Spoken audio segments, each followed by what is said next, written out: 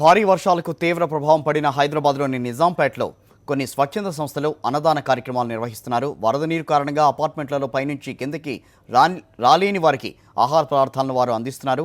పూర్తి సమాచారాన్ని మా కరెస్పాండెంట్ శివశంకర్ అందిస్తారు.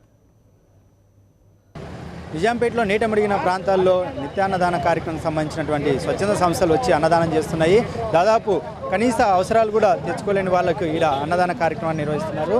చాలా వరకు అపార్ట్మెంట్లలోనే కిందికి రాని పరిస్థితి ఉంది. వాళ్ళందరికీ కూడా వీళ్ళే ఫుడ్ సరఫరా చేస్తున్నారు. ప్రస్తుతం ఇక్కడ బండారు లేఅవుట్ ప్రాంతంలో ఉన్నాము. ఇక్కడ చాలామంది అపార్ట్మెంట్లలో 4 రోజుల నుంచి కూడా తీవ్ర ఇబ్బందులు పడుతున్నారు. వాళ్ళందరికీ కూడా ఫుడ్ సరఫరా చేస్తున్న పరిస్థితి ఉంది. పిల్లలు అదేవిధంగా మహిళలు కూడా పెద్ద సంఖ్యలో ఇక్కడికి వస్తున్నారు.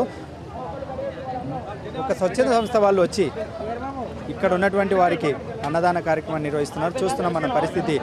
పొద్దున్నే వీళ్ళు వచ్చి ఇక్కడ ఉన్నటువంటి పరిస్థితిని గమనించి ఇమీడియట్గా ఇక్కడ అన్నదానానికి సంబంధించినటువంటి ఆహారాన్ని సరఫరా చేస్తున్నారు. చాలా వరకు యూత్ కూడా ఇక్కడికి వచ్చి స్వచ్ఛందంగా పనులు చేస్తున్న పరిస్థితి ఉంది. గమనిస్తున్నాం చాలామంది కూడా ఇక్కడ అన్నదాన కార్యక్రమం చేస్తున్నారు. చెప్పండి, ఎక్కడి నుంచి వచ్చారు? ఈ పరిస్థితిని చూసిన తర్వాత ఎలా అనిపిస్తుంది? మేము కూకడపల్లి హౌసింగ్ బోర్డు అండి. మాది అక్కడ నిత్య అన్నప్రసాద క్షేత్రం అని అన్నపూర్ణేశ్వరి దేవాలయం ఉంది. మేము గత 20 సంవత్సరాల నుంచి అమ్మవారికి ప్రజలకి ఎన్నో సేవలు చేస్తూ ఉన్నాము. అనుకోని కొన్ని కారణాల ప్రకృతి సూచించిన ఈ కారణాలకి నేను నా యోగా శిష్య బృందం అంతా కూడా కలిసి మాకు నిన్ననే తెలిసింది ఇక్కడ ఆహారం అవసరం ఉందని. ఈ రోజు నుంచి 4 రోజులైనా 5 రోజులైనా 6 రోజులైనా ఎంతమందికి ఇవ్వగలమో అంతమందికి సాయంత్రం దాకా ఇస్తూ అందించడానికి సిద్ధంగా ఉన్నామండి. ఎంతమంది ఉన్నారండి మొత్తం ఇక్కడ పాల్గొనడానికి? ఇక్కడికి వచ్చి మా శిష్య బృందం వచ్చి ఇప్పటికి ఒక 50 మంది వచ్చామండి.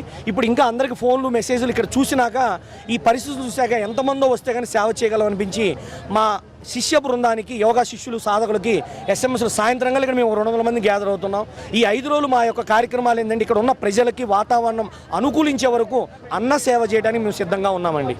చూస్తున్న నిజాంపేట ఇక్కడ బండారు లేఅవుట్ మొత్తం నీట మునిగిన నేపథ్యంలో ఇక్కడ వీలైనంత మంది ఎక్కువ మంది వాలంటీర్గా వస్తే పని చేస్తేనే ఇక్కడ ఉన్నటువంటి పరిస్థితిలో మార్పు వస్తుంది అంటున్నారు. చాలా వరకు కూడా దాదాపు మోకాళ్ళ లోతు నీళ్ళు నిలవన్న పరిస్థితి ఉంది. వీళ్ళందరికీ కూడా సేవ చేసేందుకు స్వచ్ఛంద సంస్థలు చాలా వరకు కూడా ఇక్కడికి వచ్చి అన్నదాన సేవా కార్యక్రమాన్ని ఇస్తున్నాయి.